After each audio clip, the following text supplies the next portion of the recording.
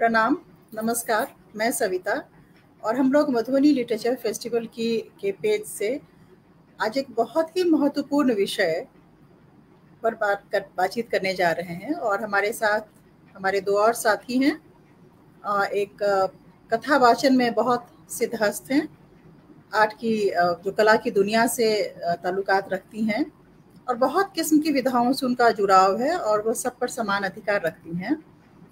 श्रीमती मालविका जोशी भी जुड़ेंगी बातचीत के क्रम में और हमारे एक बहुत विद्वान मित्र हैं, बल्कि हमारे आदरणीय हैं और उन्होंने सनातन पर लगातार पिछले 30 साल से 35 साल से बहुत अधिकार के साथ शास्त्रों का और लोक व्यवहारों का अध्ययन किया है, पंडित भवनाथ झा।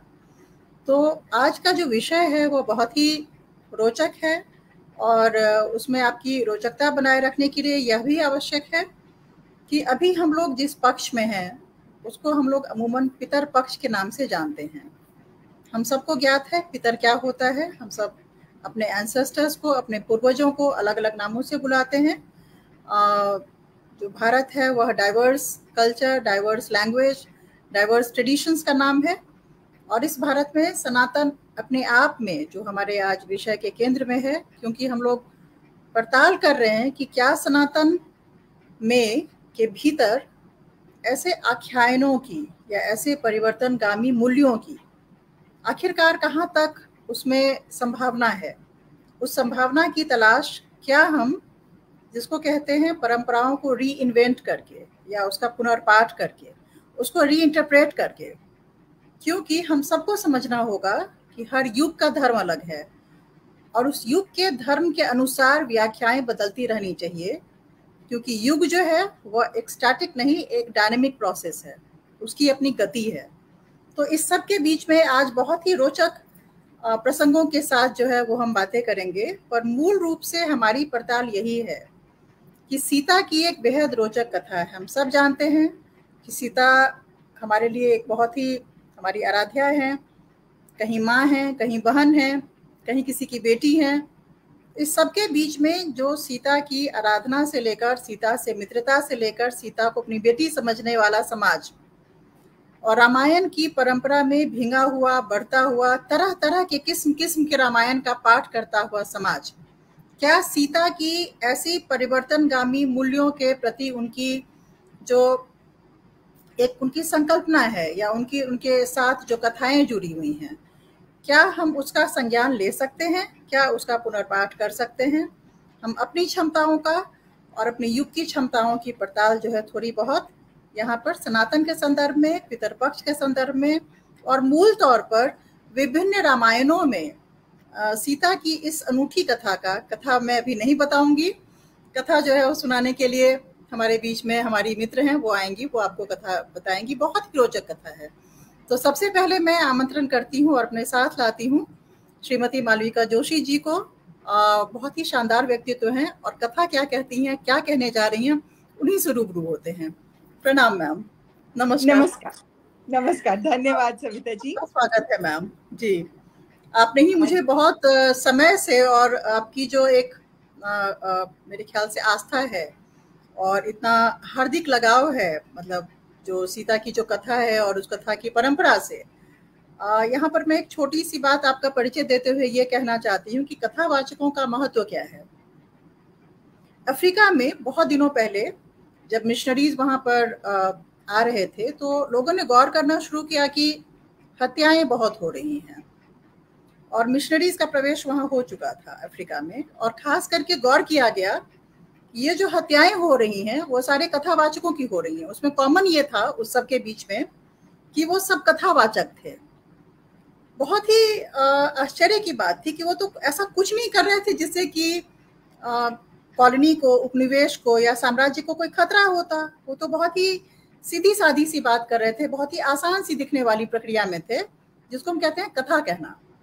और वो बहुत आसान सी और सिंपल सी लगने वाली, साधारण सी लगने वाली प्रक्रिया लगती है, पर उसके गूढ़ तत्व ये था कि अगर कथा बचा रहेगा तो संस्कृति बची रहेगी और उसको समाप्त करने के लिए कथावाचकों का समाप्त करना होना बहुत जरूरी था।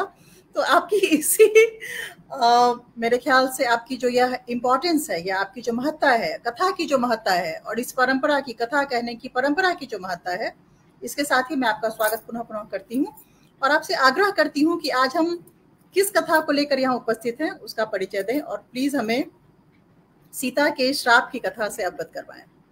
बिल्कुल, धन्यवाद सविता जी। और ये मेरा सौभाग्य है कि आज इस प्लेटफॉर्म पर मैं आप सबके सामने हूँ और जो कथा आज मैं आपको सुनाने जा रही हूँ सीता जी के बारे में, वो इस पक्ष जो पितृ पक्ष है हमारा, इससे कहीं ना कहीं जुड़ा हुआ है बहुत करीब से। और इसमें एक और चीज जो बहुत बहुत सशक्त होके उभरती है वो है हमारे धर्म में नारी का स्थान, स्त्री का स्थान। तो जैसे जैसे कथा आगे बढ़ेगी मैं आपको उन सब चीजों से मिलाती जाऊंगी, जोड़ती जाऊंगी। तो ये जो कथा है ये राम, लक्ष्मण, सीता इनके वनगमन और दूसरी तरफ दशरथ जी के अपने शरीर को छोड़ देने से शुरू होती है। जैसा कि हम सबको मालूम है कि जब कोई शरीर रह जाता है, आत्मा उससे चली जाती है, तो उस अतृप्त आत्मा की तृप्ति के लिए परिवार जन उनका पिंडदान करते हैं। ऐसा कहा जाता है कि जब तक वो पिंडदान नहीं होता है आत्मा अतृप्त रहती है। तो आत्मा की तृप्ति के लिए पिंडदान बेहद आवश्यक है। अब ये पिंडदान अपने अपने तरीके से सब करते हैं, पर चूंकि राम जी ज्येष्ठ पुत्र थे तो उनको अपने पिता का पिंडदान करना था, उनके मोक्ष के द्वार खोलने थे। तो मोक्ष के लिए, पिंडदान के लिए सबसे उपयुक्त जगह हम सब जानते हैं वो है गया। और राम जी भी, लक्ष्मण जी, सीता जी और एक ब्राह्मण के साथ गया पहुंचे। और गया में बहती है फल्गु नदी। श्राद्ध में फल्गु नदी मतलब नदियों का भी जल के पास जाने का, जैसे लोग गंगा के पास जाते हैं वहां जाकर के दान करते हैं, नर्मदा पे करते हैं, तो ऐसे ही गया में बहती है फल्गु नदी। उस समय तो फल्गु नदी क्या बहती थी, कल कल कल कल कल कल कल कल। तो राम जी वहीं गए और वहां का दृश्य देखकर बड़े बड़े खुश हुए कि इस स्थान पर मैं अपने पिता को मोक्ष की ओर ले जाऊंगा, मैं पिंडदान करूंगा। और ये सब बातें चली रही थी तो ब्राह्मण बोले कि आप पिंडदान तो करेंगे पर तैयारी कहाँ है आपकी? अरे बाप रे! राम जी बोले ओहो, ये तो बड़ी भूल हो गई। आप थोड़ा रुकिए, हम करीब के ही गांव से जा करके हम सब सामान ले आते हैं, आप बता दें क्या क्या लाना है। तो जैसा कि ब्राह्मणों का होता है, उन्होंने एक पूरी फहरिस्त दे दी कि भाई ये सामान लाना है और जल्दी से जल्दी लाना क्योंकि सूर्यास्त के बाद पिंडदान नहीं हो सकता। तो राम जी बोले कोई बात नहीं, हम जाके लेके आते हैं, लक्ष्मण और मैं जाते हैं। सीता जी बोली मैं भी चलूं क्या? बोले नहीं नहीं, तुम कहाँ जाओगी, तुम यहीं रहो, हम जाके ले आते हैं। तो सीता जी बोली ठीक है। तो सीता जी वहां बैठ गई। वहां एक पीपल का पेड़ था, उसके नीचे बैठ करके फल्गु नदी को देख रही थी, कितनी सुंदर, कितनी प्यार से बह रही है। वहीं पास में एक गाय घूम रही थी, वो अपना चारा चर रही थी। और ऐसे ही बहुत सारी चीजें थी। अब वो तो क्या है, जगह है जहाँ पिंडदान होता है, तो कौवे भी वहां पर आते हैं और अलग अलग तरह से ये चल रहा था। सीता जी सबको देख रही थी। बहुत देर हो गई। ब्राह्मण ने आके सीता जी से कहा मैया कब आएंगे, कब होगा पिंडदान? सीता जी ने आकाश की ओर देखा। अरे सूर्य तो अस्ताचल की ओर चले, अस्त होने वाले थे। देखा मैं क्या करूं, वो सोच ही रही थी। इतने में फल्गु नदी के अंदर से एक हाथ निकला और वो पहचान गई, ये तो उनके ससुर का हाथ था, यानी दशरथ महाराज का। और वो हाथ उनसे पिंड मांग रहा था, मुक्ति के लिए, मोक्ष के लिए। अब सीता जी क्या करें? अभी तक तो उन्होंने सुना था कि स्त्री कभी पिंडदान नहीं कर सकती, पर जब उनके ससुर खुद उनसे मांग रहे हैं, वो बोली और मेरे पास तो यहाँ कुछ भी नहीं है, चारों ओर से बालू ही बालू है। तो उन्होंने इष्ट का ध्यान कर बालू से पिंड बनाया और सभी देवी देवताओं को अपने सम्मुख रखते हुए उन्होंने कहा कि हे पीपल के पेड़, तुम यहाँ पर हो। हे गौ माता, तुम मेरे साथ हो। हे कौवे, तुम मेरे साथ हो। ब्राह्मण महाराज, आप साथ में हैं। और कल कल बहती ये फल्गु नदी यहाँ है, और सूर्य भगवान जो आकाश में है। ये सभी को साक्षी मान करके मैं ये बालू का पिंड अपने ससुर के हाथ में रखती हूँ कि उनकी आत्मा तृप्त हो, वो मोक्ष को प्राप्त हो। और जैसे ही उन्होंने वो पिंड उस हाथ पर रखा, हाथ अदृश्य हो गया उस पिंड को लेकर। और सीता मैया को इतनी खुशी, इतना आनंद हुआ कि मैंने पिंड दिया और मेरे ससुर ने वो ग्रहण किया, और देखो वो अदृश्य हो गए, विलुप्त हो गए। और वो इस आनंद में ही थी कि इतने में पीछे से राम जी और लक्ष्मण जी ब्राह्मण को आवाज दे रहे थे, महाराज आइए पिंडदान करें।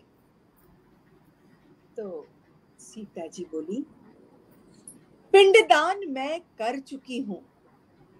राम जी बोले, पिंडदान तुम कर चुकी हो? क्या बात कर रही हो? एक स्त्री के हाथ से पहली बात तो पिंडदान हो नहीं सकता। दूसरी बात, तुमने किस चीज से पिंडदान किया? सामान तो हम लेकर आ रहे थे। और तीसरी और सबसे महत्वपूर्ण बात कि क्या तुम्हारे पास कोई साक्षी है इस बात का? सीता मैया बोली, पहली चीज तो ये कि मेरे ससुर ने खुद मुझसे पिंड मांगा। दूसरी बात का उत्तर ये है कि मैंने बालू का पिंड बनाकर उनके हाथ में रखा। और तीसरी जो सबसे महत्वपूर्ण बात आपको लग रही है, साक्ष्य की, है ना मेरे पास। ब्राह्मण है, ये फल्गु नदी है, ये पीपल का पेड़ है, ये गौ माता है, कौवा है, ये सब देंगे साक्ष्य। तो राम जी बोले, ठीक है, अगर इनमें से कोई भी ये बात कह देता है कि तुमने पिंडदान किया और महाराज ने तुम्हारे हाथ से पिंडदान लिया, पिताश्री ने तुम्हारे हाथ से पिंड लिया, तो मैं मान लूंगा, मैं नहीं करूंगा। तो सीता मैया ने सबसे पहले फल्गु नदी से कहा कि फल्गु नदी, आप तो सब देख रही थी, क्योंकि आप ही के अंदर से तो वो हाथ निकल करके आया जिस पर मैंने पिंड रखा, तो आप ही बोल दीजिए।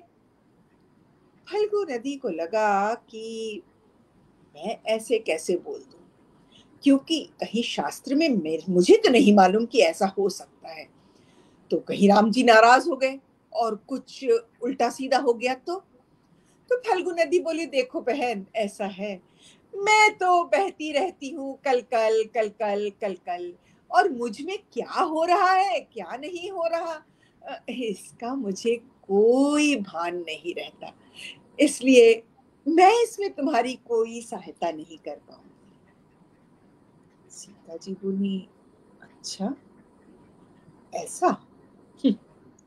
महा झूठी हो तुमने सब कुछ देखा है, तुम्हारे अंदर से ही वो हाथ आया और तुम्हारे अंदर ही वो समाहित हो गया।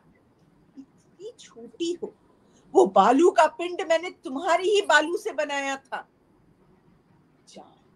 आज से तुम सिर्फ बालू की नदी होगी, तुम्हारा ये सब पानी सूख जाएगा और सिर्फ खोदने पर ही पानी निकलेगा और उसमें ही कोई पिंडदान कर सकेगा। और इसके पहले कि फल्गु नदी कोई अपनी सफाई में कोई बात कहती, देखते ही देखते वो बालू में परिवर्तित हो गई। पर राम जी को इससे कोई उनका संशय नहीं मिटा। तो सीता मैया ने गौ माता से कहा कि आप तो माँ हैं, आप पूजनीय हैं, आप भी तो यहाँ खड़े होकर देख रही थी। तो गौ माता बोली, पता नहीं भाई, मैं तो वहां पर वो घास खा रही थी, मैंने नहीं देखा। सीता मैया बोली, अगर माँ ही झूठ बोल दे तो फिर क्या बात है। जिस मुंह से तुम ये झूठ बोल रही हो ना, वो पूरे समय गंध में ही रहेगा। पर चूंकि तुम्हें पवित्र पशु का दर्जा है, तुम्हारा पीछे का हिस्सा पवित्र होगा, और जब भी गोदान होगा मुख की ओर से नहीं, तुम्हारी पूंछ पकड़ के होगी। हो गया। गौ माता कुछ नहीं बोल पाई। उसके बाद कौआ बैठा था, वो बोली, तुम तो सबके पिंड यहाँ पर आके नोच नोच के खाते हो, तुमने देखा है? थोड़ी सी व्याकुल हो गई थी उस समय तक सीता मैया। काऊ काऊ काऊ काऊ, कौआ बोला, मैंने तो नहीं देखा, मैंने तो नहीं देखा। सीता मैया बोली, हाँ तुमने तो नहीं देखा, अब से तुम देखोगे भी नहीं, क्योंकि तुम पूरे समय झगड़ झगड़ के ही खाओगे, बुलाओगे अपने साथ सब कौओं को और सब एक दूसरे को नोच नोच के खाना, यही तुम्हें श्राप है मेरा। फिर पीपल के पत्ते से पूछा, पीपल के पेड़ से पूछा कि आपके नीचे तो मैं इतनी देर तक बैठी थी, यहीं से मैंने सब इकट्ठा किया और दिया, आप क्या बोलते हैं?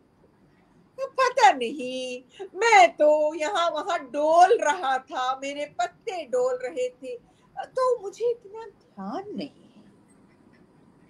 सीता मैया बोली, पत्ते डोल रहे थे ना, जिंदगी भर जब तक ये इस धरती पर है तुम्हारा पेड़, तुम्हारे पत्ते डोलते ही रहेंगे, लोग यही उपमा देंगे कि पीपल के पत्ते की तरह डोल रहा है, यानी स्थिर नहीं है। चलिए, पीपल के पत्ते का भी ये हो गया, पर सीता मैया को बुरा लग रहा था कि ये क्यों ऐसा हो रहा है। तो अंत में उन्होंने सूर्य भगवान से कहा कि आपसे बड़ा सत्य कहीं नहीं हो सकता। अगर इस विश्व में, इस पूरी धरा पर कुछ सत्य है तो लोग कहते हैं कि सूर्य के समान सच। आप रोज आते हैं, रोज जाते हैं। तब सूर्य भगवान ने कहा कि नहीं, ये सत्य कह रही है, इसने पिंडदान दिया है और उसका पिंड ग्रहण किया गया है। और वहीं पर पास में एक धोबन भी खड़ी थी, तो उस धोबन ने भी कहा कि नहीं, मैया ने पिंडदान दिया है, मैंने हाथ निकलते हुए देखा था और हाथ को अंदर जाते हुए देखा था, उस समय मैया थी और उन्हीं ने ये किया होगा। अब इसमें एक और पौधे का जिक्र आता है, जो कि है तुलसी का पौधा। कई लोग उसे तुलसी के पौधे को लेते हैं, इसमें एक बरगद के पौधे का भी विवरण आता है। तो तुलसी के पौधे के बारे में कहा जाता है कि तुलसी के पौधे ने भी, तुलसी मैया ने भी बोला मैंने नहीं देखा। तो सीता मैया ने उन्हें भी श्राप दिया कि गया की इस भूमि पर आप नहीं पनपेंगी, पूरे विश्व में कहीं भी आप पनप जाएंगी पर यहाँ नहीं पनपेंगी। पर जैसे बड़ के पेड़ ने कहा कि नहीं, मैंने देखा है, तो बड़ के पेड़ को भी उन्होंने आशीर्वाद दिया कि जो भी सुहागिन स्त्री तुम्हारी पूजा करेगी वो हमेशा सुहागिन रहेगी और तुम इस धरा पर हमेशा हमेशा रहोगे, तुम्हारी आयु की कोई सीमा ही नहीं रहेगी। तो ये जो कथा है, ये अलग अलग तरीके से अलग अलग लोग बताते हैं। अब देखिए, मेरी दादी नानी ने जो मुझे सुनाई वो मैं आपको सुना रही हूँ, तो मेरी दादी नानी ने भी तो कहीं से सुना है, तो ये तो श्रुति मतलब सुन के आगे बढ़ रहा है, तो कहीं ना कहीं किसी से कुछ छूट जाता है, किसी से कुछ जुड़ जाता है, पर जो मूल है वो यही है कि सीता मैया ने पिंडदान किया। तो आज भी गया में कहा जाता है कि कोई भी लड़की अपने पिता का, कोई भी बहू अपने ससुर का, यानी लड़कियां वहां जा करके पिंडदान कर सकती हैं और उनका पिंड वहां पर जो वो दान करती हैं वो ग्रहण किया जाता है, सीधे लिया जाता है। तो ये कितनी बड़ी बात है कि वो स्थान सीता मैया की वजह से हम सभी नारियों के लिए इतना पूजनीय हो गया है कि हम अपने पूर्वजों को वहां जा करके मोक्ष की ओर बढ़ा सकते हैं। उसमें किसी और की जरूरत नहीं है। बहुत सारे वेरिएशंस होंगे, बहुत सारी बातें होंगी, पर मेरी जितनी बुद्धिमत्ता, मतलब बुद्धिमत्ता तो नहीं, जानकारी है, उसमें ये समझ में आता है।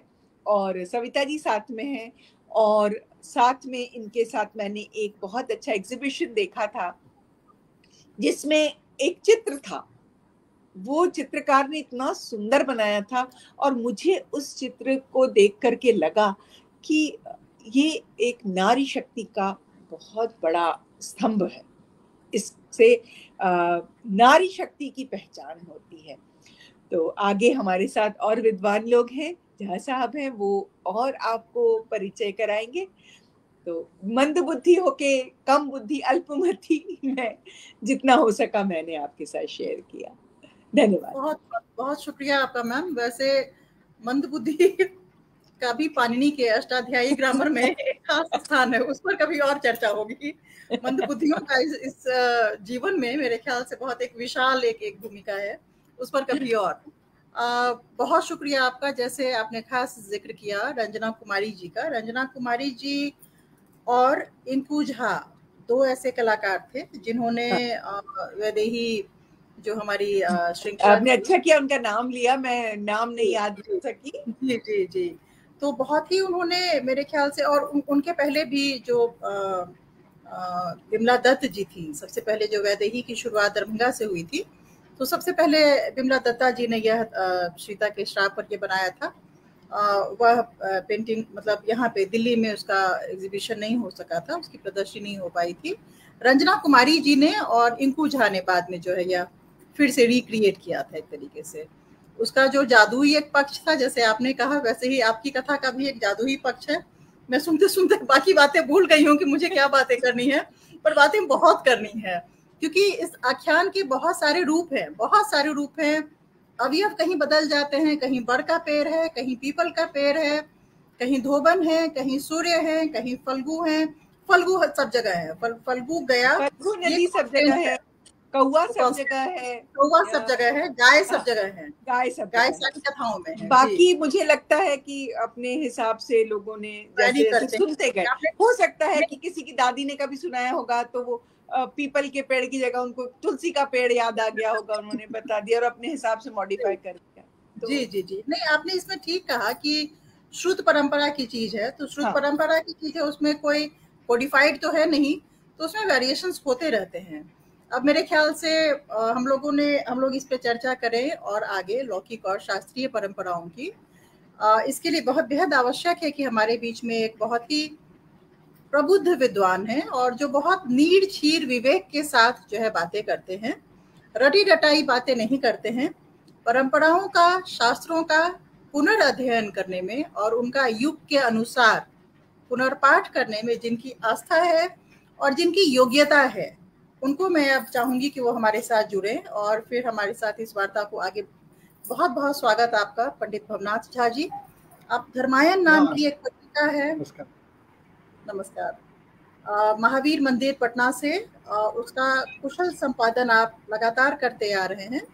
उसके अलावा भी मेरे ख्याल से आपका भाषा पर, संस्कृत, मैथिली लिपि के अध्ययन पे, लिपियों के अध्ययन पे और मैन्युस्क्रिप्ट के जितने बड़े आप जानकार हैं, मेरे ख्याल से यह अपने आप में कॉम्बिनेशन जो है वो बहुत बड़ा है और हमारे लिए आपको बहुत ज़्यादा आदरणीय बनाता है।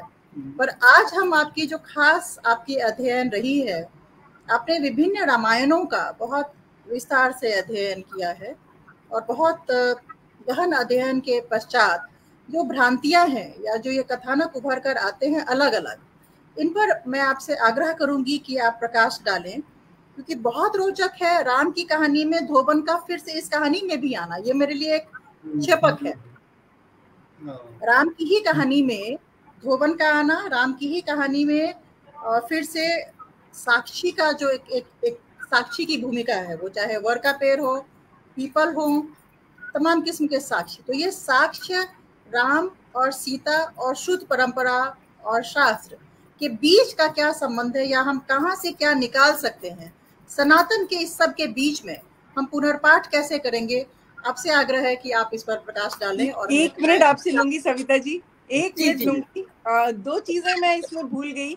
एक ब्राह्मण का श्राप भूल गई कि ब्राह्मण से जब पूछा तो ब्राह्मण ने कहा कि नहीं नहीं मैंने कुछ नहीं देखा, तो सीता जी ने ब्राह्मण से कहा कि तुम है ना हमेशा अतृप्ति रहोगे, क्योंकि तुम्हें कभी तृप्ति नहीं मिलेगी।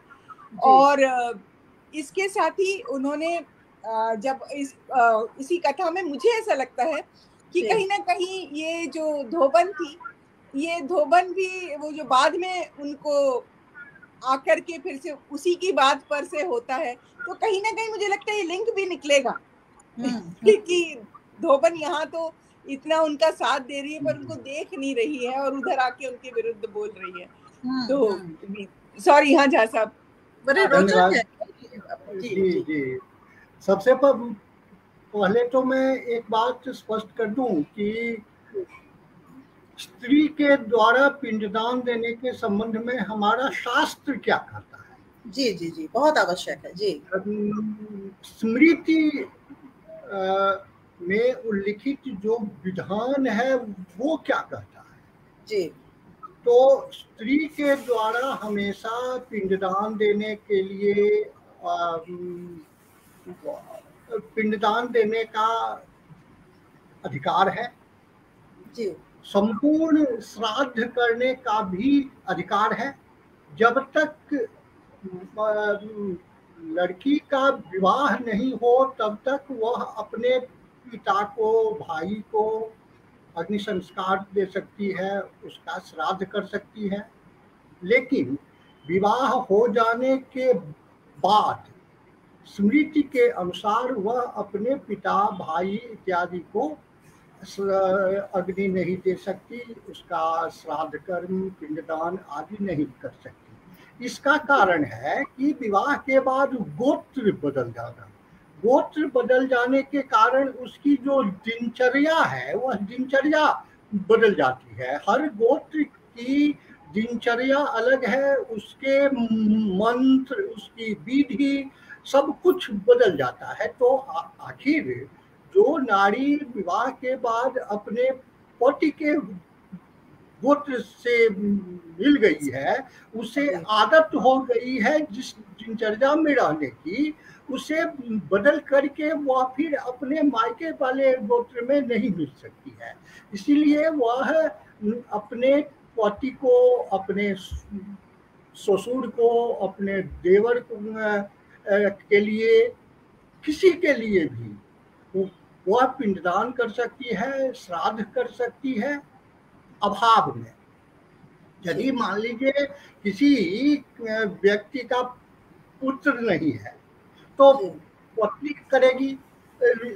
यदि किसी का पुत्र अपाहिज है, मान लीजिए ये असहज है, वह नहीं कर सकता है, लेकिन उसकी पत्नी स्वस्थ है, वह कर सकती है, तो उसे अधिकार है कि अपने ससुर के लिए वह बहू सब कुछ करे। इसलिए कहीं से भी स्मृतियों में स्त्रियों को अधिकार वंचित नहीं किया गया है। ये सबसे पहला मेरा वक्तव्य होगा। ये मेरे ख्याल से बेहद महत्वपूर्ण हस्तक्षेप है ये। मैं इस तरफ ही सीता के आख्यान के जरिए यह समझना बेहद जरूरी है कि पुत्रा भावे तो पत्नी स्यात्, एकदम स्मृति ग्रंथ में, और इस पर अमल भी किया जाता है। बहुत हाल तक कामेश्वर सिंह का देहांत हुआ, उनका सारा श्राद्ध कर्म उनकी बड़ी पत्नी राजलक्ष्मी जी ने किया था। कहीं कोई व्यवस्था परिवर्तन की बात नहीं थी, कोई विरोध नहीं हुआ, सारे लोग सहमत थे।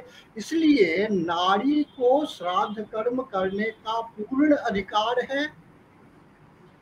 इतना ही नहीं, द्वादशाह दिन जो भोजन बनता है श्राद्ध कर्म में या एकादशाह के दिन भी, वहाँ शास्त्र कहता है कि जो कर्म करने वाला है उसी की पत्नी पाचक हो। स्मृति यही कहती है, शास्त्र यही कहता है कि एकोदिष्ट कर्म जो करे उसकी पत्नी भोजन बनावे, ताकि उस कर्म में दोनों की सहभागिता हो। जी जी। इसलिए जब हम कहते हैं कि अमुक व्यक्ति ने अपने पिता के लिए पिंडदान किया, तो हम केवल एक व्यक्ति की चर्चा नहीं करते हैं, उसकी पत्नी की भी सहभागिता की चर्चा करते हैं। इसलिए इस विषय पर जो जेंडर को लेकर के लोग हंगामा मचाते हैं, यह बेबुनियाद है। अब आते हैं हम लोग सीता जी के द्वारा पिंडदान करने के प्रसंग में। जी। अभी मैम ने जो लोक गाथा की शैली में कहानी कही, बहुत अच्छी कहानी, बहुत मार्मिक कहानी है। इसके संबंध में लोग कहते हैं कि यह वाल्मीकि रामायण में है। वास्तविकता है कि वाल्मीकि रामायण में ऐसा कोई अवसर ही नहीं आता है।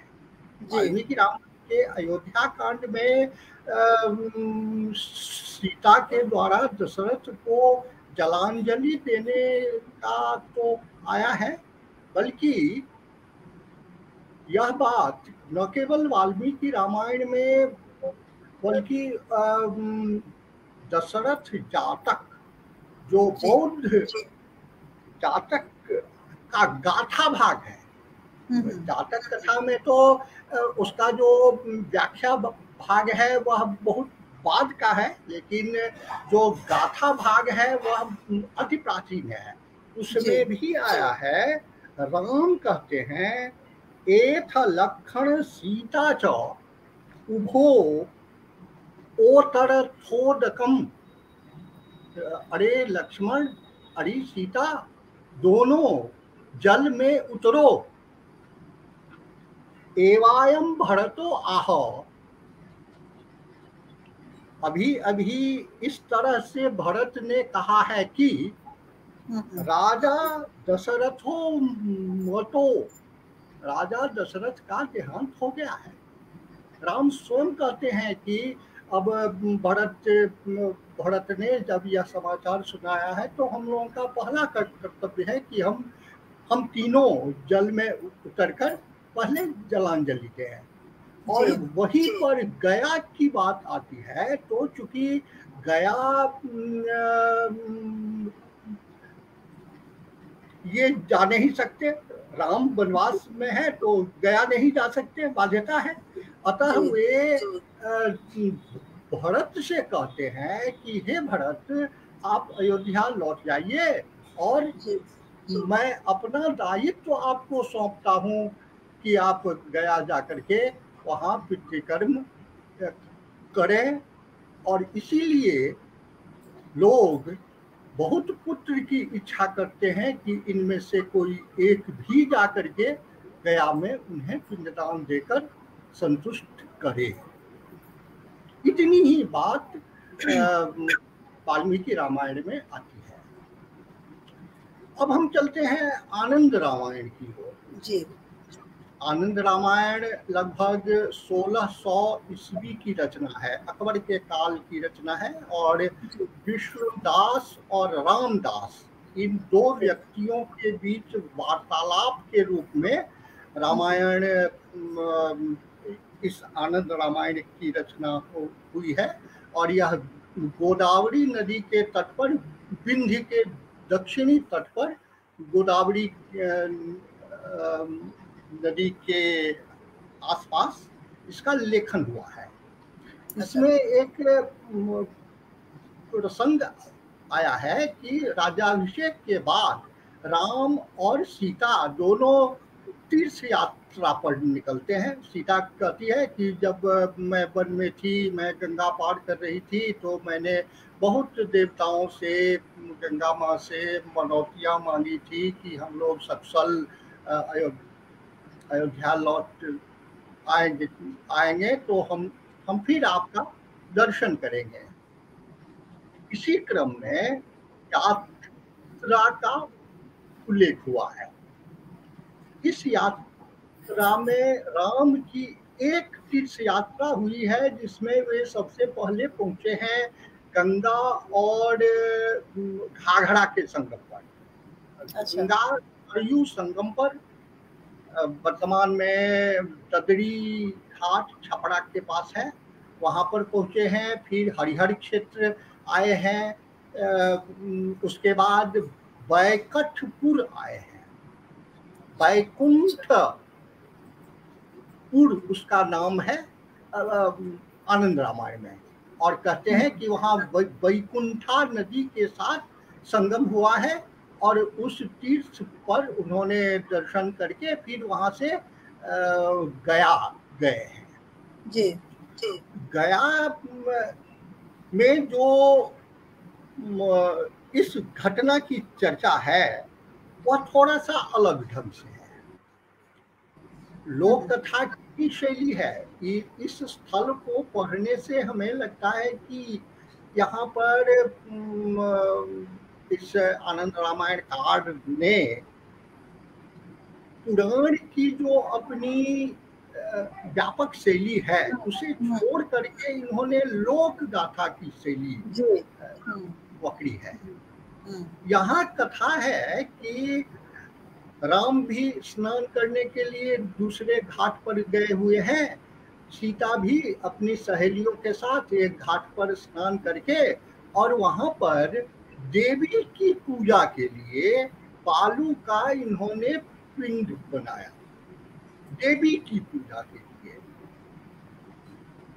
और इन्होंने जो ही अपने बाएं तलहथी पर उस पिंड को रखा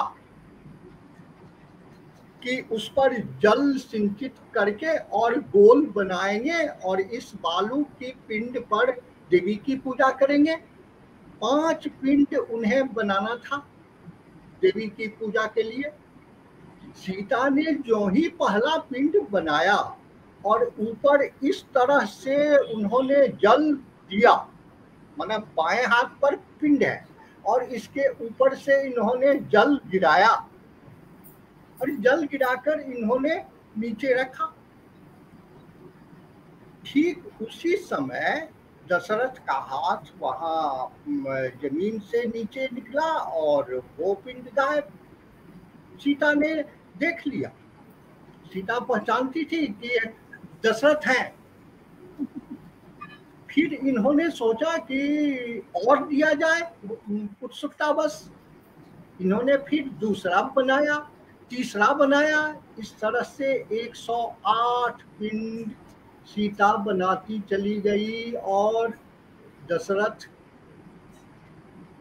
का हाथ निकलता गया, उस हाथ ग्रहण करते गए के द्वारा पिंड ग्रहण किया गया। यहाँ पर स्पष्ट रूप से 108 पिंडों की चर्चा है जी।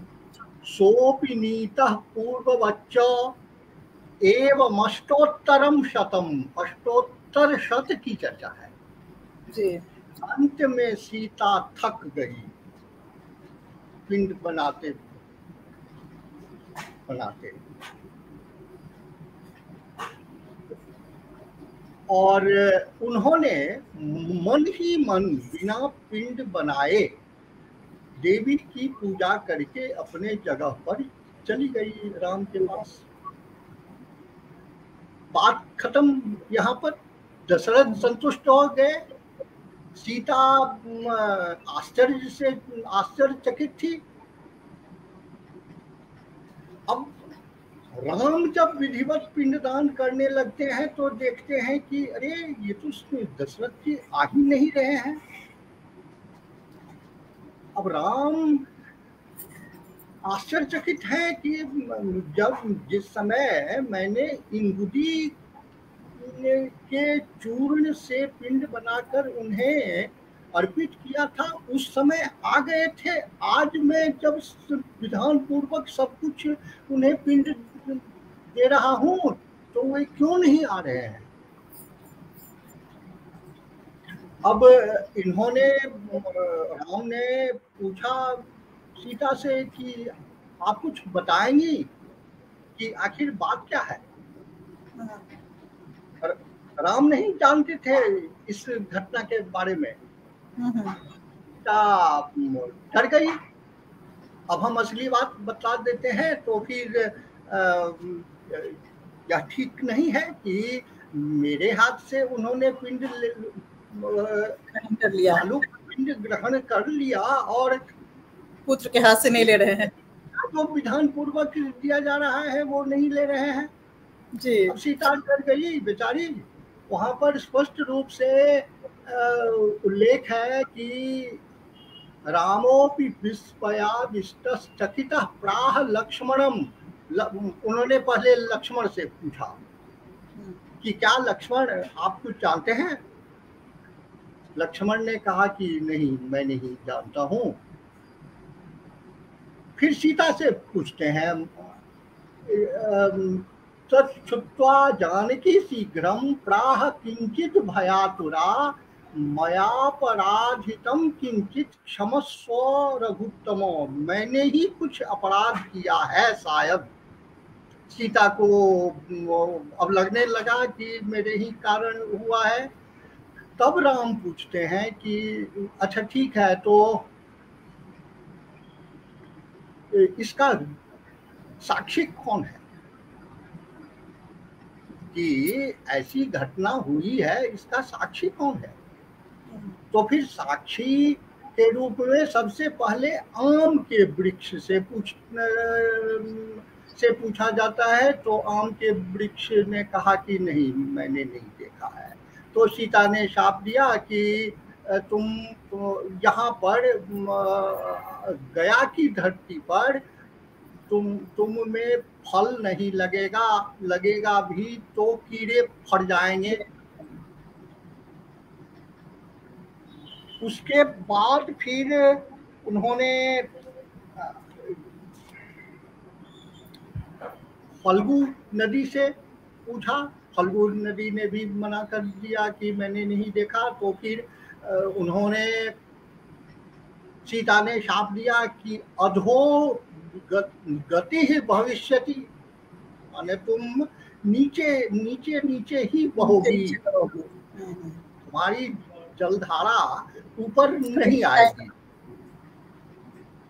फिर बिहार सरकार ने, सॉरी टू इंटरप्ट, एक नई इसमें एक नया प्रसंग है। बिहार सरकार ने अभी वहां पर सीता की श्राप को झुठलाते हुए फल्गु में पानी बहा दिया है। हाँ, बहा दिया। वो दूसरे डैम से बहा दिया गया है। करने वालों को समस्या नहीं होगी।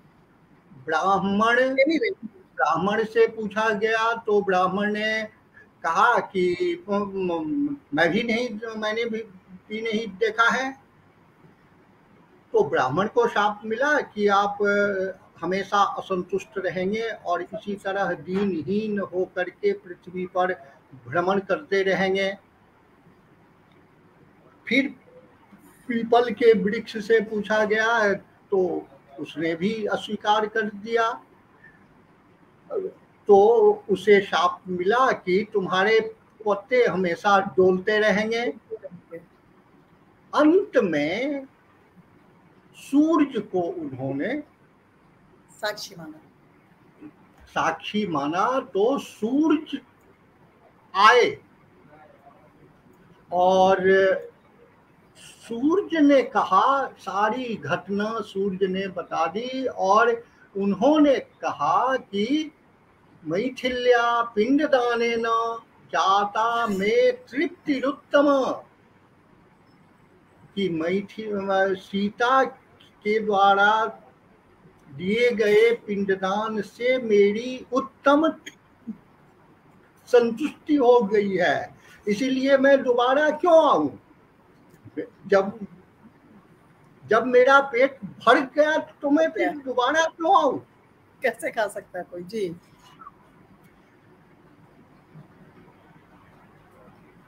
उसके बाद सूर्य के बाद दशरथ भी आते हैं उसी के साथ। दशरथ भी कहते हैं पहले सूर्य को भी संतुष्टि मिली, क्योंकि सूर्य उनके आदि पितर हैं, रघुकुल के आदि पितर सूर्यवंशी है, वही है, सूर्य है। वे भी संतुष्ट हो गए, दशरथ भी आए। दशरथ ने भी कहा राम से कि मैं तो सीता के द्वारा दिए गए पिंड से ही संतुष्ट हो गया हूँ, फिर भी हे राम तुम लौकिक व्यवहार के लिए अपना जो कार्य करना हो करो, मैं पहले से ही संतुष्ट हूँ। यह कथा आनंद रामायण में है, और मैं समझता हूँ कि यदि हम इन दोनों कथाओं का विवेचन करें तो अभी अभी मैम के मुंह से जो हमने सुना उससे यह कथा कहीं अधिक उदार है। इसमें खास बात है कि सीता नहीं जानती है कि वह दशरथ को पिंड दे रही है, जी अनजान में भी दिया हुआ। यदि एक किसी गोल वस्तु के ऊपर स्त्री जल से दाएं हाथ में जल लेकर सिंचित करे अपने इष्ट देवता के पूजन के लिए, देवी की पूजा के लिए, वहां पिंडदान देने की कोई मानसिकता भी नहीं है। वो तो 5 पिंड बना करके देवी की पूजा करने जा रही थी, और ऐसे होते होते दशरथ ग्रहण करते गए और 108 पिंड ले लिए। जी सर, यहाँ पर एक कहीं न कहीं और अधिक उदारता है। बहू और ससुर के बीच जो एक तारतम्य की बात है, एक संबंध, एक स्नेह का जो बंधन है, वह मैं समझ रहा हूँ अधिक गंभीर है, गूढ़ बंधन है। सर एक बात और भी है कि इस पूरे ही आख्यान में जो अलग अलग आख्यान हमारे साथ सामने आ रहे हैं, और एक जो अध्यात्म आनंद रामायण से अभी आपने यह बात कही, जिसमें मेरे ख्याल से उनके अधिकार पर कहीं कोई प्रश्न नहीं हो रहा है, क्योंकि सनातन में अधिकार की बड़ी चर्चा है कि इसकी योग्यता और इसका अधिकार किसको है। एक शास्त्रीय तरीके से इसका अधिकार आपको है कि है या नहीं है, आप इसकी अधिकारिणी है, अधिकार का और पद्धति का बहुत प्रश्न है सनातन में। और उसी के हवाले से जो एक विमर्श खड़ा होता रहा है, उनमें ये जो क्षेपक हैं, ये जो आख्यान है जिसमें उदारता है, जिसमें अधिकार का प्रश्न बहुत सरल तरीके से, क्योंकि हम सब जानते हैं कि कथा हमारे यहाँ एक माध्यम है बड़ी बातों को, क्लिष्ट बातों को सरल तरीके से बताने का, पूरे समाज को एक संदेश देने का एक तरीका है। कथा पूरी की पूरी हमारा, मेरे ख्याल से पूरी वांग्मय ही जो है वो कथा वांग्मय है। कथा के बिना एक भी कुछ हमारा मतलब पूरी सोसाइटी जो है हमारी कथा के बिना नहीं चल सकती है। बच्चे को सुलाते भी हैं डेली तो वो कथा कह के ही सुलाते हैं। तो कथा की भूमिका तो बहुत बड़ी है, विशाल है, और उस कथा पे अगर ये उदारता, अगर यह अधिकार का प्रश्न वो रिजॉल्व हो जा रहा है, कहीं ना कहीं यह तय हो जा रहा है कि जो स्त्री है वह उसकी अधिकारिणी रही है हमेशा से, और यह अलग अलग समय में लिखे गए अलग अलग रामायण में या फिर जो अलग अलग जातक कथाएं हैं उसमें भी यह तय हो रहा है। रंजू जी मेरे ख्याल से बहुत एक और मैं छोटी सी बात कहना चाहूंगा कि जरूर, अवध क्षेत्र में एक परंपरा बहुत हाल तक रही है, जिसका उल्लेख मैंने वहाँ की एक पुस्तक रीति रत्नाकर 1874 ईस्वी में उसका प्रकाशन हुआ है। उस रीति रत्नाकर में उल्लेख है कि स्त्रियां अपने स्नान करने के बाद यदि केस से पानी निचोड़ती है तो वह पानी पितर को मिल जाता है। जी जी जी, यह आज भी है की बात उसमें सर। मैं एक बात यहाँ लाना चाहूंगी कि जितिया में मैं इसको जोड़ रही हूँ। जितिया एक अलग अलग हम लोगों ने थोड़े दिन पहले चर्चा की थी, अभी तुरंत यह व्रत खत्म हुआ है। अगर आप लौकिक व्यवहार की तरफ देखें तो जितिया में यह नियम है हमारी तरफ, जिसको जिमूत वाहन व्रत कहते हैं अलग अलग नामों से। मध्य प्रदेश में भी जो है यह व्रत जो है अलग नाम से किया जाता है, पर होता है। जितिया में हमारे यहाँ यह परंपरा है कि जब स्त्रियां तालाब में स्नान करती हैं तो अपने बाल से जो है वह मेरे ख्याल से तर्पण करती हैं पानी निकाल करके। एक और व्यवहार है समाज में कि महिलाएं अपने घर में जो आटा गूंथ करके गोला बनाती है तो वो पूरा गोला नहीं रखती है, उसमें थोड़ा सा अंगूठा से दाब करके थोड़ा सा छेद बना देती है जी। इसका भी वही कारण है कि पूरा गोल वस्तु महिला को नहीं बनाना चाहिए, क्योंकि वो पितर को अपने आप प्राप्त हो जाता है। इसीलिए आटा गूंथ करके उसमें थोड़ा सा छेद कर दिया जाता है। यह आज भी प्रथा है, मगध क्षेत्र में भी है और उत्तर प्रदेश की लोक संस्कृति में भी है। और जगह की बात मैं नहीं जानता हूँ, मैंने इन दोनों जगह पर ये देखा है।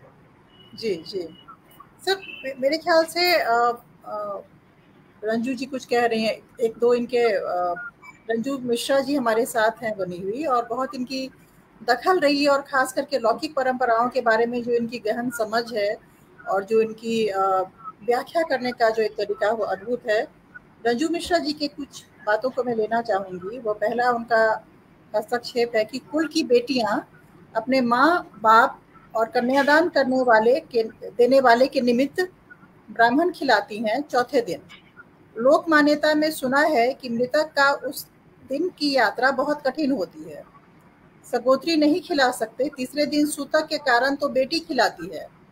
इसका क्या कोई शास्त्रीय उल्लेख कहीं है, वो पूछ रही हैं रंजू जी। हाँ, अवश्य है कि चौथे दिन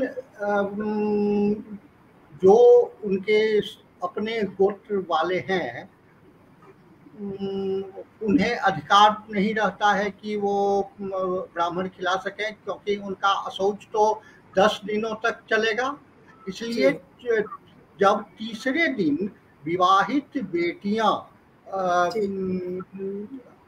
या जिनका उसने कन्यादान किया हो जी, ऐसी दोनों उस घर की बेटियां उनके निमित्त बजाते ब्राह्मण भोजन कराती है, सब कुछ करती है, और कभी कभी वह अपने ससुराल में भी करती है, अक्सर मायके में ही आकर के कर लेती है, तो जहाँ चाहे वो। लेकिन चौथे दिन उन्हें खिलाने का प्रावधान है, विधान है, वह उनके लिए आवश्यक है। हमारे यहाँ भी ये नियम है कि चौथे दिन लड़की का ही तरफ से पहला खाना होगा। ये बंगाल में है मैम? जी जी, बंगाल में है ये। 3 चूल्हा तो जलता नहीं है आमतौर पे, दूसरों के यहाँ से खाना जो भी है, पर जब ऐसे घर पे तो लड़की ही पहला खाना देती। जी जी।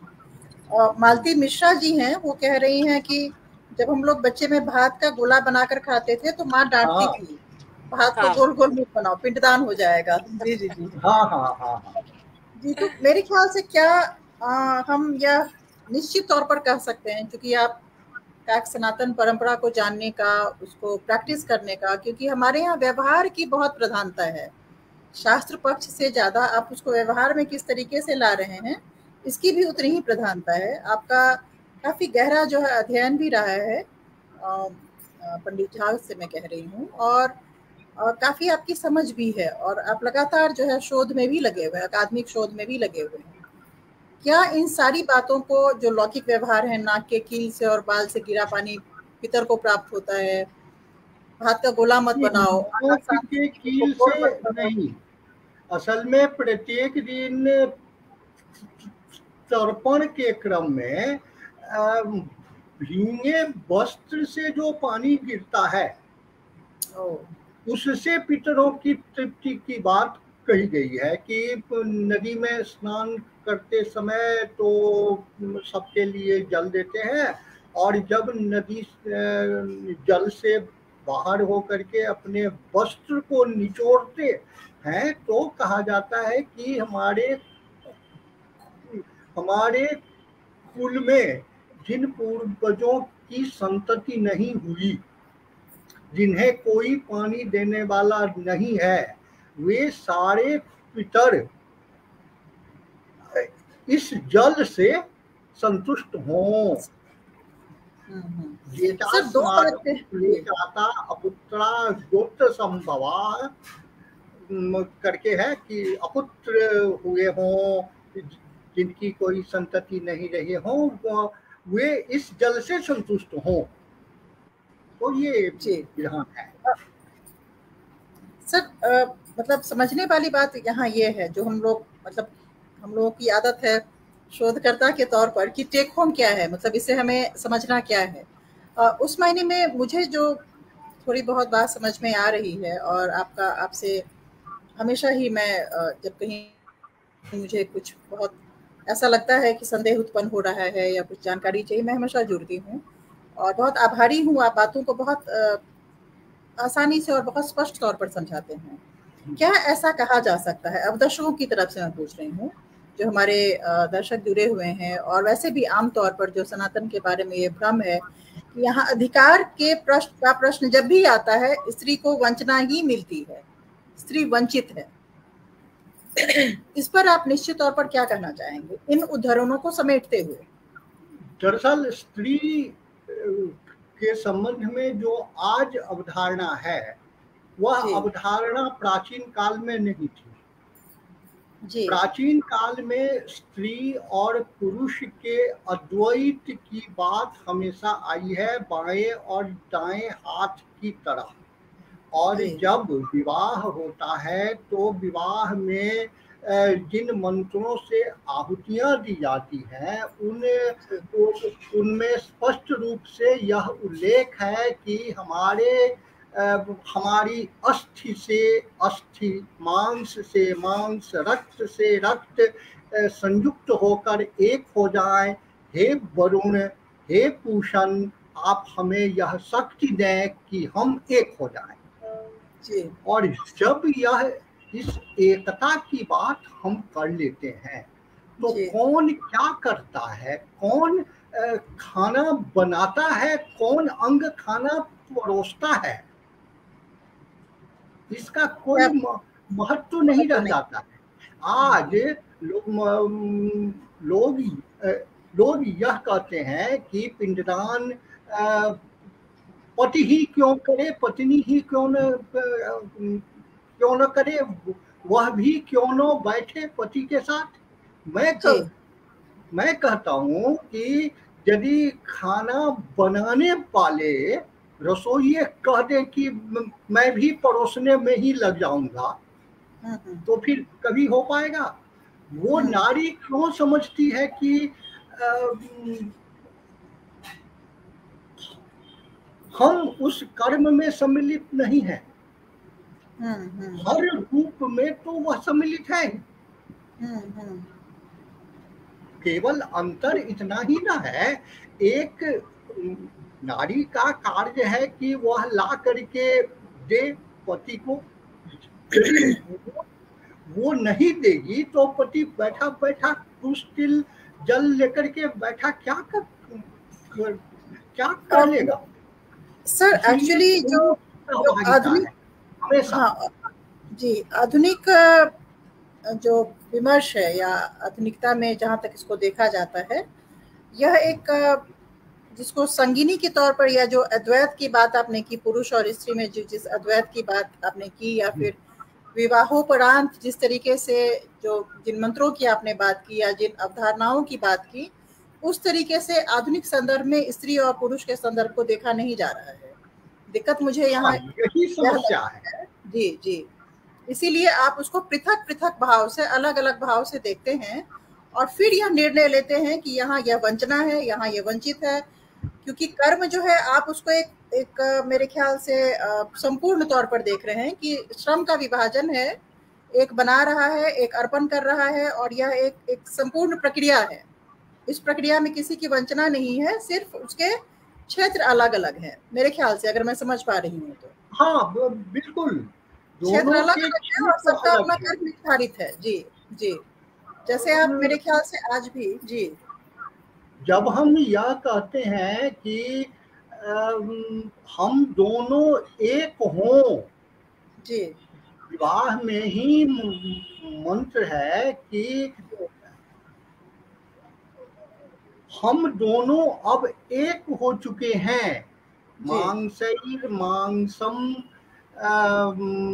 निदध्यामि, माना मांस से मांस हमारा मिल चुका है। तो फिर पति और पत्नी का संबंध ही वैसा है जिस तरह हम मोटर गाड़ी में इंजन और स्टीयरिंग में देखते हैं। आप इंजन और स्टीयरिंग को जो मान लीजिए, गाड़ी खत्म, सीधी सी बात। और यह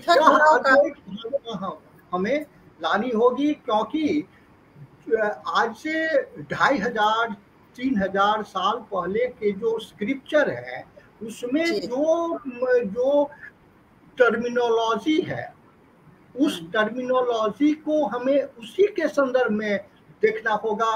उसे हम आज के संदर्भ में देखेंगे तो ऐसी ही गलतफहमियां होगी, ऐसे ही विवाद उत्पन्न हो गए। जी जी जी, तो क्या मैं अब इस बात को एक निर्णायक मोड़ की तरफ ले जाते हुए आपसे पुनः पूछना चाहती हूँ कि क्या यह जो सारे विवाद हैं या यह एक जो वंचना की जो पूरी तस्वीर बनती है, या फिर वंचित होने की अधिकारिणी नहीं है स्त्री, यह जो तस्वीर बनती है, क्या यह हमारी समझ की कमी है या किसी पद्धति को हम नहीं समझ पा रहे हैं, उसको एक अलग लेंस से देख रहे हैं? जो आज हमारी आधुनिकता का जो लेंस है उसे हम परख अपनी बनाना चाहते हैं, परखना चाहते हैं, पर मेरे ख्याल से जो आपके यंत्र और उपकरण हैं वो कहीं ना कहीं दोषी हैं, क्योंकि जिस पद्धति और प्रणाली को आप समझने की चेष्टा कर रहे हैं वह मेरे ख्याल से इसके लिए उपयुक्त नहीं है। संभवतः आप यही कह रहे हैं? हाँ, निश्चित रूप से जी, क्योंकि जो भी संस्कृत भाषा में व्यवहृत पारिभाषिक शब्द हैं, उन्हें हमें उसी ग्रंथ की परिभाषा के संदर्भ में, उसी काल के परिभाषा के संदर्भ में हमें देखना होगा। उस समय से आज का जो समाज है, आज का जो लोक है, वह लोक बदल चुका है। सारी चीजें बदल चुकी है, परिप्रेक्ष्य बदल चुके हैं, संदर्भ बदल चुके हैं। हम आज के संदर्भ में आज से 2500-3000 साल पहले की शब्दावली को नहीं देख सकते हैं। यही मेरा कहना है। और हमें जब भी देखना होगा उस शब्द और उसका जो कालखंड है, जिस कालखंड में वह शब्द जन्मा है, जी, इसको ऐसे समझा जा सकता है कि कंप्यूटर, जी, ऐसा कहा जा सकता है कि जैसे कंप्यूटर की सॉफ्टवेयर की जो कोडिंग लैंग्वेज है, उस कोडिंग लैंग्वेज में आप जो उसकी पद्धति है आप उसी से चल सकते हैं। अगर आप उस कोडिंग को बदलने की चेष्टा करेंगे तो सॉफ्टवेयर प्रोग्रामिंग काम नहीं करेगा। तो यह वही मेरे ख्याल से इस तरीके से जी नए युग के जो हमारे साथी हैं, हमारे बच्चे हैं, वो समझ सकते हैं कि जैसे प्रोग्रामिंग में आपका एक भी कोड गलत हो गया तो आपकी पूरी की पूरी प्रोग्रामिंग करप्ट हो जाएगी। तो वह लिबर्टी आपके पास नहीं है। आज के आधुनिकता के लेंस से भी अगर आप देखना चाहें तो अगर आप आज की प्रोग्रामिंग की भाषा की कोडिंग अपने हिसाब से आप नहीं बदल सकते हैं। जो उसकी पद्धति है या जो उसकी शिक्षा है वैसे ही रहेगी। इसी तरीके से जब आप सनातन को देखने, पढ़ने, समझने की बात करते हैं मेरे ख्याल से, तो सबसे पहले मेरी तरफ से आग्रह रहेगा, मालविका जोशी जी की तरफ से आग्रह रहेगा, मेरे ख्याल से जो हमारे विद्वान मित्र हैं भवनाथ झा सर की तरफ से आग्रह रहेगा कि सबसे पहले तो पाठों को पढ़ें। और एक बात बार बार जो हमारी तरफ से कही जाती है कि पुनर्पाठ, युग के यहाँ स्टैटिक रहने की मेरे ख्याल से सनातन में अवधारणा नहीं है। युग कोई ऐसे थमा हुआ जल नहीं है, यह बहता पानी है। और इसके साथ ही जो है हमारे युग के जो एक बहुत सुंदर सा शब्द है युग धर्म। युग धर्म क्या है? तो युग के अनुसार जो चेतना है, जो धर्म है हमारी, वो बदलती रहेगी। पर इस सबके लिए आवश्यक है कि हम अपनी लौकिक परंपराओं का सीता के बहाने सनातन को समझने का, और इस पूरी ही जो श्राद्ध जो है वह एक श्रद्धा की परंपरा है। हम सब जानते हैं, या हम सब इस बात को खास करके जो आनंद रामायण की तरफ से तीर्थ यात्रा कांड से जो भवनाथ झा जी ने हमारे सामने आख्यान प्रस्तुत किया, यह सीता की श्रद्धा ही थी जिसकी वजह से जनक उनका 108 पिंड लगातार ग्रहण करते चले गए। श्राद्ध का संबंध श्रद्धा से है। बहुत अद्भुत यह परंपरा है जब अपने पितरों को हम मृत मानकर अवशेष नहीं समझ लेते हैं। वह हमारे जीवन का पर्याप्त हिस्सा है। हर साल 15 दिन तक हम उनको स्मरण करते हैं, उनके प्रति अपना आभार व्यक्त करते हैं कि आप थे तो हम हैं। यह जो मेरे ख्याल से आभारी समाज है, या समाज का जो आभार व्यक्त करने का जो तरीका है, यह कहने का तरीका है कि आप आज भी हमारे जीवन का उतना ही हिस्सा हैं जितना कल थे। आप थे तो हम हैं, आपने दिया है, आपने बनाया है तो हम हैं। मेरे ख्याल से सनातन का यह एक बहुत बड़ा पक्ष है, जो आभारी पक्ष है। जो समाज आभारी है वही समाज सभ्य है। असभ्यता की निशानी होती है जब हम आभारी नहीं होते हैं। तो मेरे ख्याल से यह आभारी समाज जो 15 दिनों तक तर्पण से, और इसकी जो प्रक्रिया है, बहुत बार बात उठती है कि आखिरकार इतना क्लिष्ट परंपरा क्यों। यकीन मानिए बहुत सारी पद्धतियां हैं यहाँ पे, बहुत सारे की बहुत सुविधा है। एक ही ग्रंथ, एक ही बात, एक ही तरीका नहीं है, डाइवर्सिफाइड है, प्लूरल है। तो उसमें आप समय समय के अनुसार जो छेपक जोड़े गए, जो पद्धतियां बनाई गई, हमारे यहाँ मिथिला में खास करके मैं एक बात यहाँ कहना चाहूंगी, पंडित भवनाथ झा हमारे साथ फिर से जुड़ रहे हैं, कि स्वर्गीय गंगानाथ झा का पहले श्राद्ध 12 साल का होता था, फिर उसका 12 दिन का बनाया गया। युग के अनुसार परिवर्तन हुआ, और वो इनफैक्ट अपने पुत्र के लिए 1 घंटे का श्राद्ध की जो है वह वह पद्धति लिख करके गए हुए हैं। युग के अनुसार धर्म बदलेगा, युग के अनुसार हमारी चेतना बदलेगी, और युग के अनुसार ही हमारा लेंस भी बदलना चाहिए। पर अब आज के संदर्भ में रामायण की, हमारे परंपराओं की, सनातन की कोडिंग नहीं कर पाएंगे। कहीं ना कहीं वो फाइल करप्ट हो जाएगा। मेरे ख्याल से मैं आग्रह करूंगी मालविका जोशी मैम से पहले कि वो कुछ कहना चाहती हैं, ऐड करना चाहती हैं, क्योंकि हम समापन की तरफ बढ़ रहे हैं। नहीं, बहुत धन्यवाद सविता जी, बहुत बहुत धन्यवाद। मतलब हम तो सिर्फ कहानी, कथा इसकी से जुड़े हुए थे, पर सर ने इतने अच्छे से चीज़ों को समझाया, और मुझे लगता है कि चलो उसी माध्यम से सही लोगों तक इस बात की तो जानकारी हुई कि श्रद्धा और श्राद्ध ये दो एक ही चीज के दो पक्ष हैं। तो यदि आप अपने पूर्वजों के प्रति आपकी श्रद्धा है तो ही आप श्राद्ध कर सकते हैं, नहीं तो आप श्राद्ध नहीं कर सकते। बहुत इम्पोर्टेंट एलिमेंट है। मैं आपका बहुत सिर्फ ऑनलाइन और पब्लिकली नहीं धन्यवाद ज्ञापन कर रही हूँ। आपने जगाया सही समय पे कि करते हैं, और आपकी जो ये श्रद्धा है, या आपका जो ये जुड़ाव है कथा का, मैंने पहले ही कह दिया है कि जो उसकी संभावना है, जो उसकी भूमिका है, बहुत बड़ी है। इतनी बड़ी है कि मिशनरीज ने जो है वह लोगों की, जो कथावाचक थे, उनकी हत्या करना शुरू कर दी थी ताकि संस्कृति समाप्त हो सके। कथा है तो संस्कृति बची। मुझे बचा के रखना पड़ेगा अपने आप को, ऐसी कोई डरावना नहीं है। बिल्कुल, आप बहुत कीमती हैं, बहुत बच के रहिए, और आपका बहुत बहुत आभार, पुनः आभार। आप बहुत रोचक तरीके से बातों को मुझे जगाने के लिए। इस बात को, आज यह कार्यक्रम हो रही है, उसमें आपकी भूमिका है, और सिर्फ आपकी ही भूमिका है। जी, मैं फिर पंडित भवनाथ झा के पास जाना चाहूंगी, और उनसे उनका जो सनातन, श्रद्धा, श्राद्ध और पितर पक्ष को सीता के माध्यम से आखिरकार हम क्या कहना चाहते हैं, इस पर आप क्या जोड़ना चाहेंगे, या फिर आपका आखिरी बार संदेश क्या रहेगा? ये हम सबके लिए बहुत महत्वपूर्ण है सर। मेरा संदेश होगा कि अपने पूर्वजों के प्रति जो श्रद्धा की बात है वह महिला हो अथवा पुरुष हो, दोनों के लिए आवश्यक है। महिला भी पिंडदान कर सकती है। यदि अन्य कोई उपलब्ध न रहे तो, नहीं तो दिक्कत क्या हो जाती है कि दूसरे के अधिकार का हनन हो जाता है। जैसे पिता के जीवित रहते पुत्र क्यों नहीं पूर्वजों को दे सकता है, तो जब तक पिता जीवित हैं तब तक उनका अधिकार है जी। उनके बदले में यदि उनका पुत्र तर्पण करता है, पिंडदान देता है, तो यह पिता के अधिकार का अतिक्रमण हो। जी जी जी ये नहीं करते हैं। लेकिन वहां भी शास्त्र में विधान है कि यदि पिता सन्यासी हो जाए तो क्या होगा।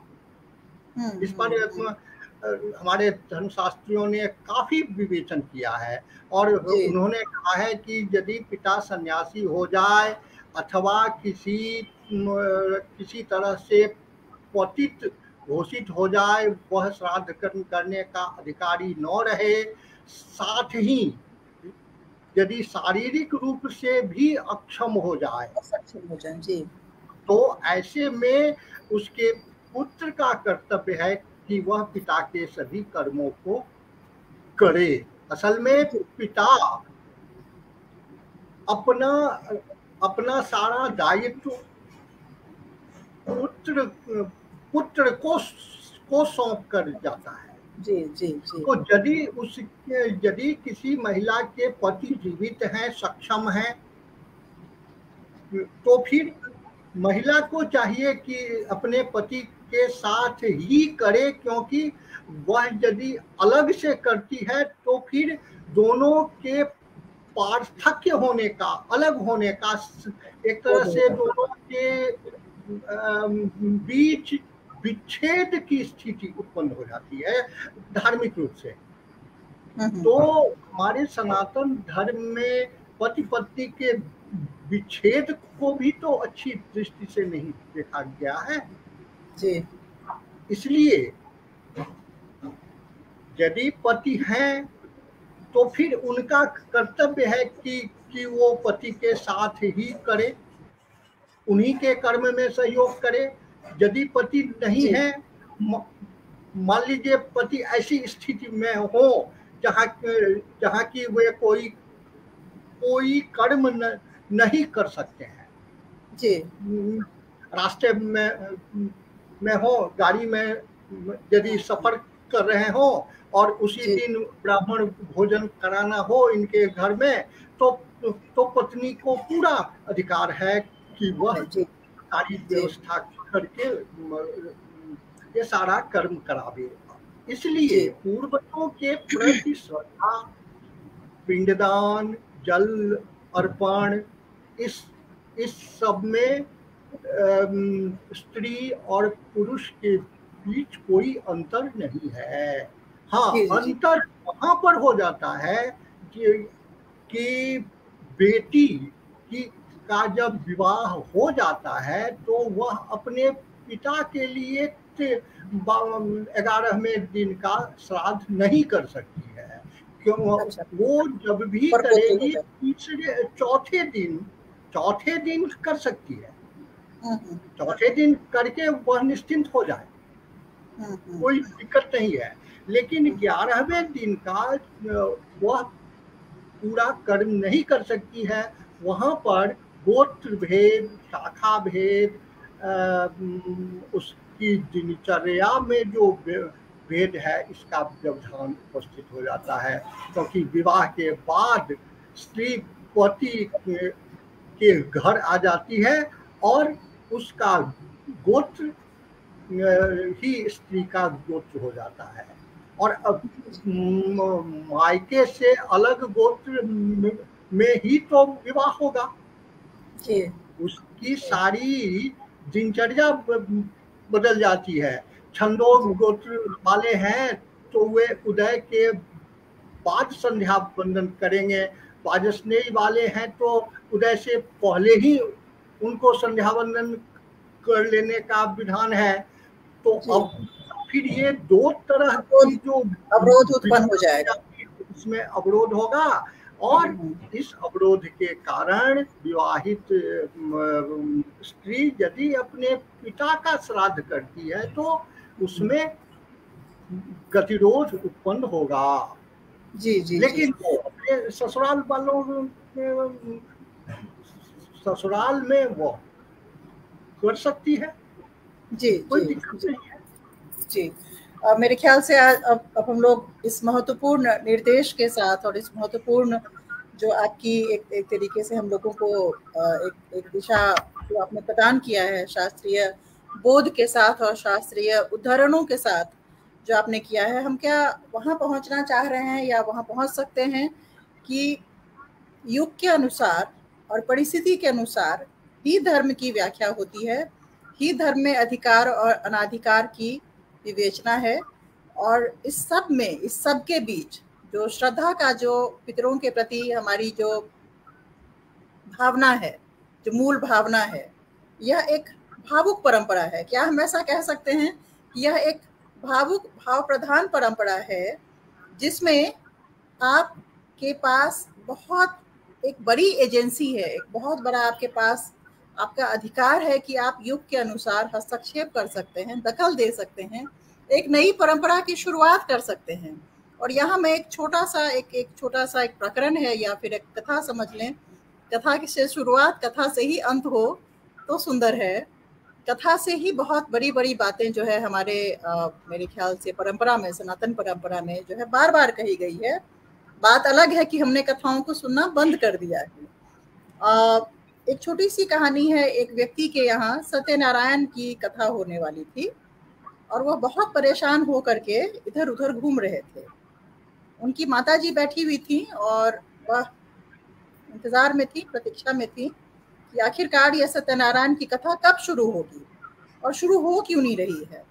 तो उन्होंने पड़ताल की और अपने पुत्र से पूछा कि क्या व्यवधान है, कथा क्यों नहीं शुरू हो रहा है, हमारे यहाँ यह पूजा क्यों नहीं शुरू हो रहा है।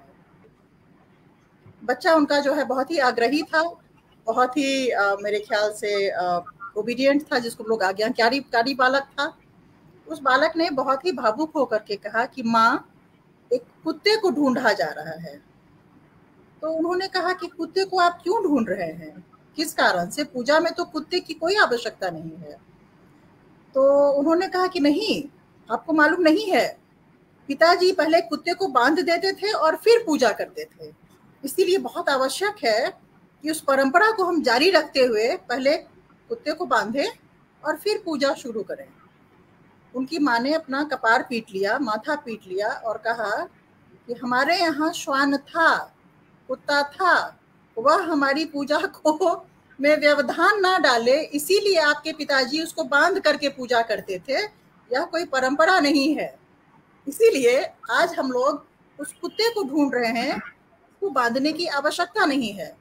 और उस कुत्ते को बांधने के क्रम में परंपराओं की जो एक गलत व्याख्या कर रहे हैं या फिर अपने मनगढ़ंत अपने ही रूप से उसको एक स्वरूप देने की कोशिश कर रहे हैं।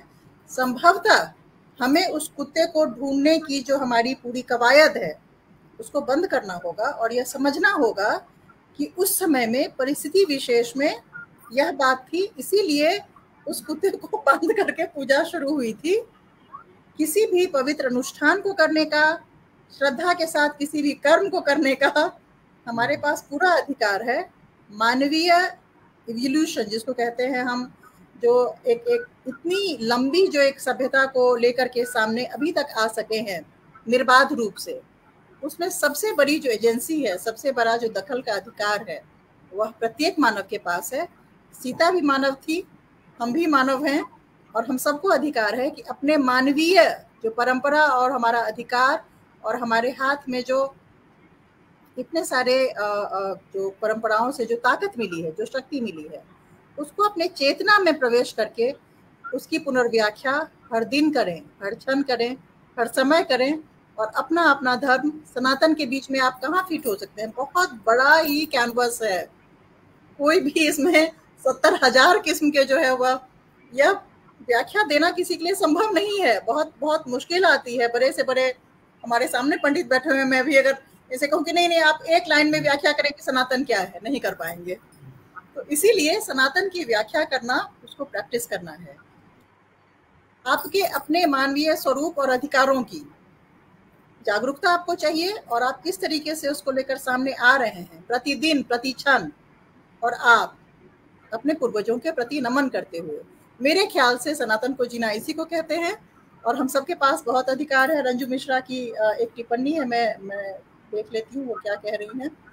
कर्ता नियुक्ति के भी बहुत लोग करके जाते हैं, पर यह क्या परगोत्री हो सकता है? प्रश्न है उनका मेरे ख्याल से। आप इसका उत्तर देना चाहेंगे?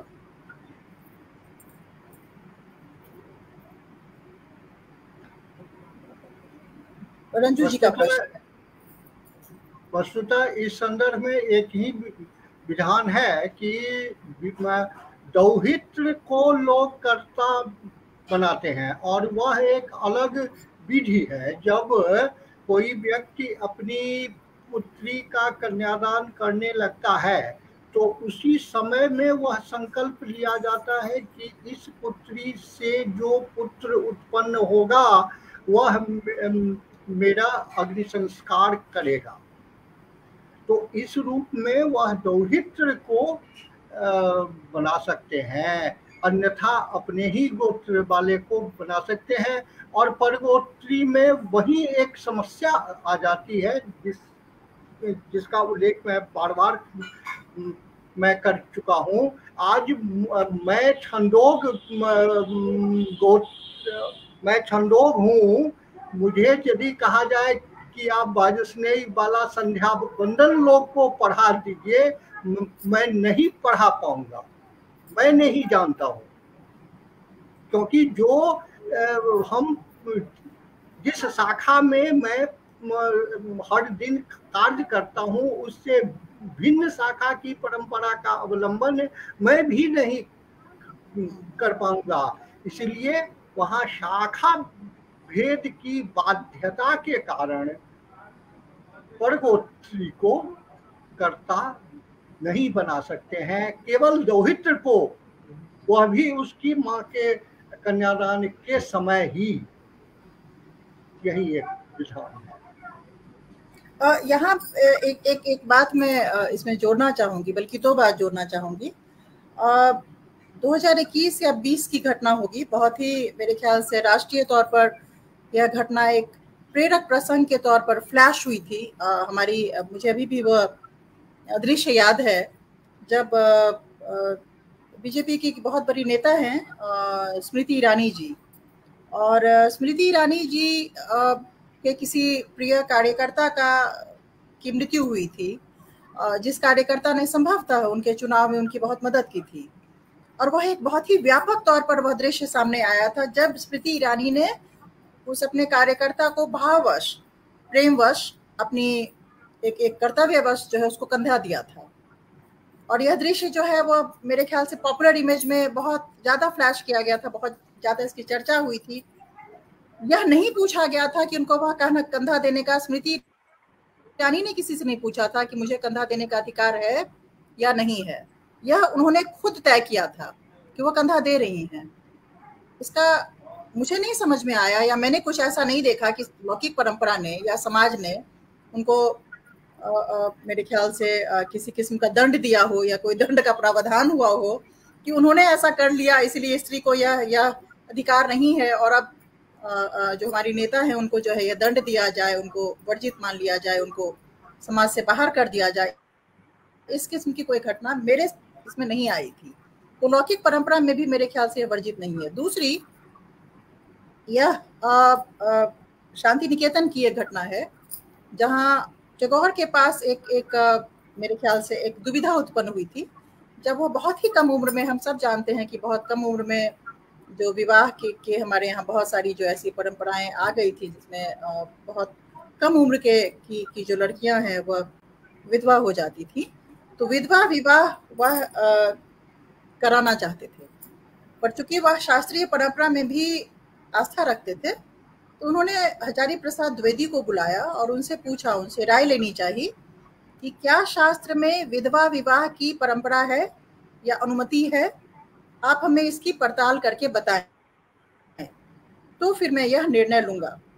द्विवेदी जी ने उनसे कुछ समय मांगा और कहा कि आचार्य गुरुवर, मुझे थोड़ा समय चाहिए, मैं शास्त्रों की पड़ताल करता हूँ।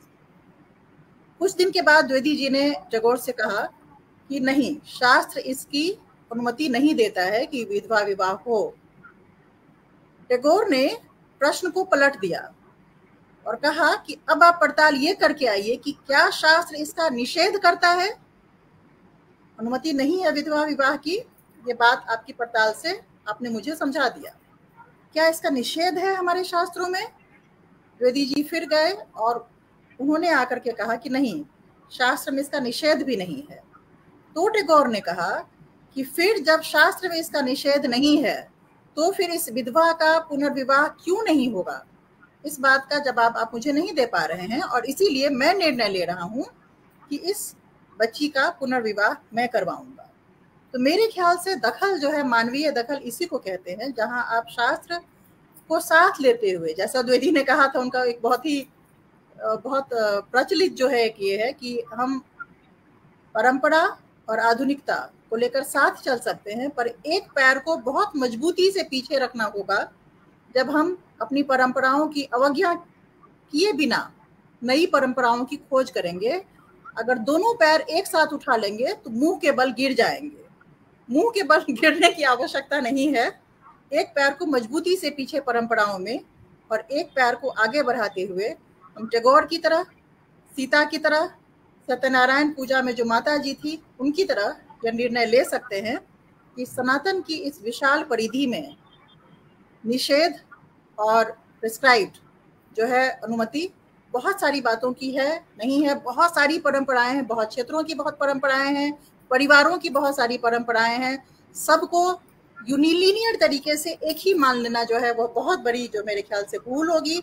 और उस प्रकाश में सनातन की ऐसी व्याख्या करना जो सही नहीं है, यह भी मेरे ख्याल से एक बहुत बड़ी चूक होगी, जिसको लेकर हमें साकांक्ष रहना चाहिए। हमें अपने विमर्श को, हमें अपनी चेतना को सनातन के संदर्भ में बहुत ही सचेत होकर के और बहुत ज़्यादा मेरे ख्याल से एक डीपर ऑब्जर्वेशन के बाद ही जो है हम समझ सकते हैं। शायद मेरे 75 वर्षीय बहुत ही बड़े विद्वान जो हमारे गाइड थे, प्रोफेसर सब्यसाची भट्टाचार्य, 75 वर्ष के थे संभवतः, और मैं उनसे मिल रही थी और बहुत ही अवसाद में थी मैं कि मैंने बहुत कुछ नहीं पढ़ा है, मुझे बहुत कुछ नहीं मालूम है।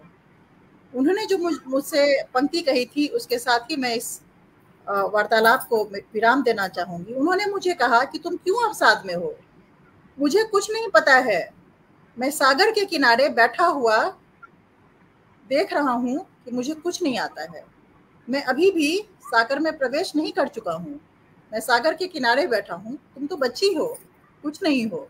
पढ़ना शुरू करो, जानना शुरू करो, तुम्हारी खोज पूर्ण होगी। तो यही मेरे ख्याल से मेरे जीवन का सार है। मुझे लगता है कि मुझे दिशा निर्देश वहां से मिल गया था कि आप बहुत कुछ, इतना विशाल, हमारे लिए वो एक बहुत बड़े विशाल विद्वान थे, वह कह रहे हैं कि वह सागर के किनारे बैठे हुए हैं, अभी ज्ञान के सागर में प्रवेश नहीं कर सके हैं 75 साल में। तो इसीलिए हम सब वाकई बच्चे हैं। हमें जानने की उत्सुकता, पढ़ने की उत्सुकता और फिर निर्णय लेने की जो है जल्दबाजी किए बिना यह तय करना होगा कि सनातन हो या फिर सनातन के परे कोई भी जो पारंपरिक, मेरे ख्याल से, दर्शन और दृष्टि हमारे पास है, उसकी व्याख्या बहुत सोच समझकर और बहुत ही संतुलित भाव से ही कर सकते हैं, वरना हो सकता है कि हमसे चूक हो जाए। आप सबका बहुत बहुत धन्यवाद। पंडित भवनाथ झा का बहुत बहुत धन्यवाद। आप हमेशा से मेरे आदरणीय हैं। हम आपका मार्गदर्शन, आपकी दृष्टि मिलती रही है। बहुत सारे समस्याओं का समाधान करते रहें, आगे भी आशा रहेगी कि ऐसे ही करते रहें। पुनः पुनः आप सबको धन्यवाद। खास करके हमारे जो आदरणीय मित्र हैं, गुरु हैं इनफैक्ट हमारे, उनका बहुत बहुत धन्यवाद। जो हमारी मित्र है मालविका जोशी मैम, वो हमारे बीच में है नहीं, मेरे ख्याल से कुछ व्यस्तता उनकी रही होगी। उनको ही बहुत बहुत धन्यवाद। जिस तरीके से रोचक तरीके से वह कथाओं का वाचन करती हैं, वह हमें जिंदा रखने के लिए, हमारी संस्कृति को आगे ले जाने के लिए बहुत जरूरी है। आप सबका बहुत बहुत धन्यवाद। अभी विदा, प्रणाम।